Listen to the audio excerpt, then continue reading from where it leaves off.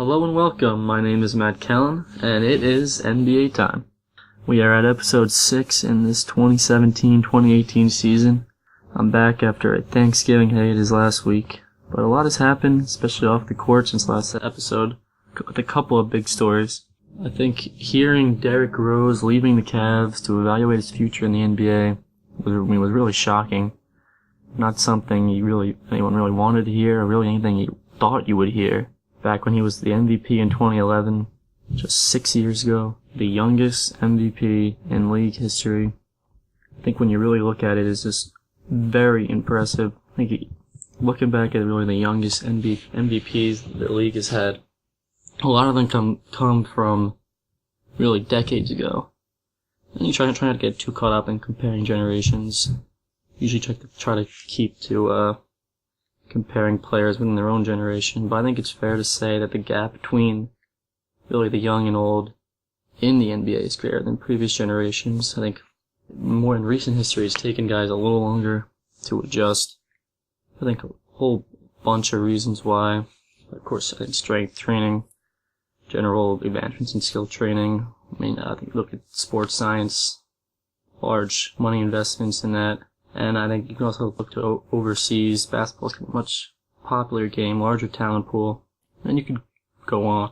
But all these factors, I think, have increased, how good players can really be. And I think when you get a young guy, coming out of college, you're not prepared, I think, as well as maybe you used to be, just because how different the NBA is than college basketball.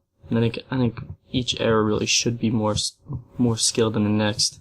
But we won't get too much into that. The youngest MVPs of the last 30 years have been Michael Jordan at 25, of course Kevin Durant at 25, LeBron at 24, and then Rose at 22. It's not a bad list. You could argue a little MVP fatigue with LeBron in 2011. He just won back-to-back, and it seems like we try to switch it up a little more, but D. Rose has the MVP statue in his collection. He did it on that 62-win team Bulls.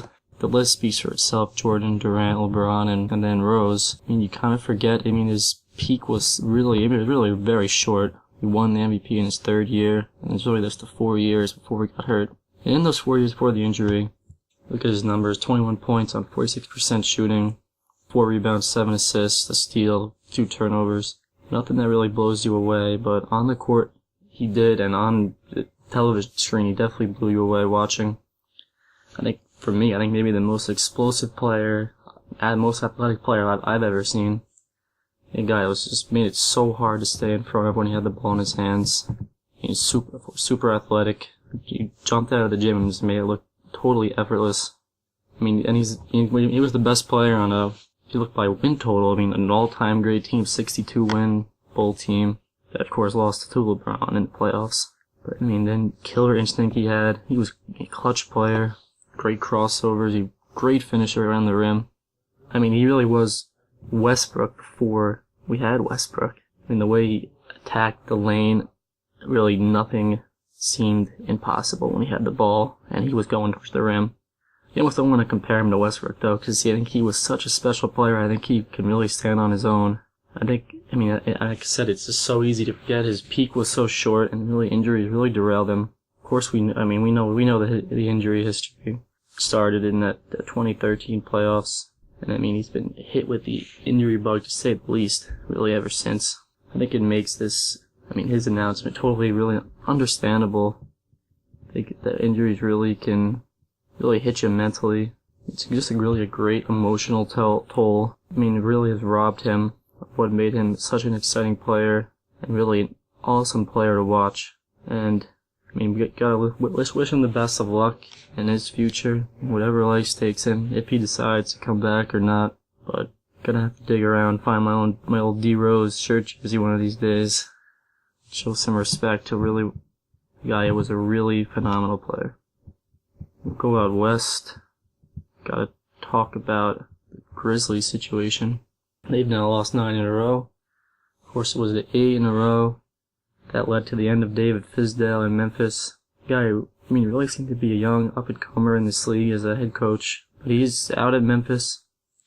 I mean, I won't claim to be an expert on the Grizzlies, but he's a guy who seemed to be very well liked. I mean, we've seen it in the support that he's gotten. I mean, of course, we've heard about Marc Gasol. Heard that they apparently haven't talked in the last 10 months, which is bizarre between a star player and a head coach.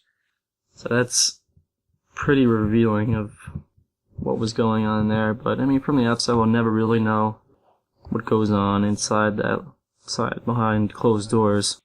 But, I mean, Fizdale, seemed to be well liked. Gave him a great organization in Miami. Pat Riley doesn't keep chumps around as assistant coaches. So, I think it's really odd to see him go so soon. But, I mean, that's really the nature of the head coaching profession. Lose 8 in a row. Poor relationship with the team star. They could really climax around the fourth quarter benching versus the Nets, and that's it for you. I mean, you look back, I think it was May 27th of last year that he was hired, accepting the head coaching job. That's 18 months ago. And that's all you get sometimes in this league. I mean, I guess you can say there's only 30 of these jobs in the world. The teams have the power, they pick who they want, but just tough break for a guy. It looks like the fall guy in a team that's underachieving a little bit, but there's not really a ton of talent, I think, in Memphis outside of, Gasol's still one of the best centers in the league. And, Conley's been hurt. In the 8 losses that led to his firing, Conley played in the first 2 and then didn't play in the next 6. So that's something. They got a guy in Mario Chalmers who's out of the league a few years ago.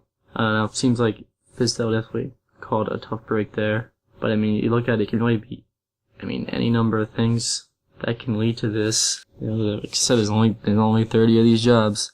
But, you go out and hire a guy, you like him enough to hire him, you want to let him see his vision through. But, really hope Fizdale gets another shot out of it from what you hear about him. It seems like he will. We'll see. And as always, we'll cap this one off with games to watch. First one, we got Detroit at Philly. Detroit still riding strong, 14-6 out east, good for second place. Still the half game edge over Cleveland. Let's see how long that holds. Playing Philly's 5th in the east. We talked about Philly a lot, and has the process worked video. Check that one out if you haven't already. Second game, we got New Orleans and Portland. I like this one because you got, of course, Boogie and Anthony Davis. 2 bigs against 2 guards, McCollum and Lillard. 2 bigs should have an advantage against Portland bigs, and then you got 2 guards should have an advantage over New Orleans guards. Should be a fun one as they battle out in Portland. And then game 3, Milwaukee at Boston. Boston's been great to watch, 18-4, and Giannis is always a treat. So those are the games to watch, so thank you for watching. There's always another seat at the round table, so please comment and subscribe if you enjoyed. Find us at Twitter, at twitter.com/roundtabletime. Also on SoundCloud, all of the RTT podcasts will be posted there. And leave a like if you enjoyed. More episodes on the way throughout the whole NBA season, and also check out our college basketball videos as well.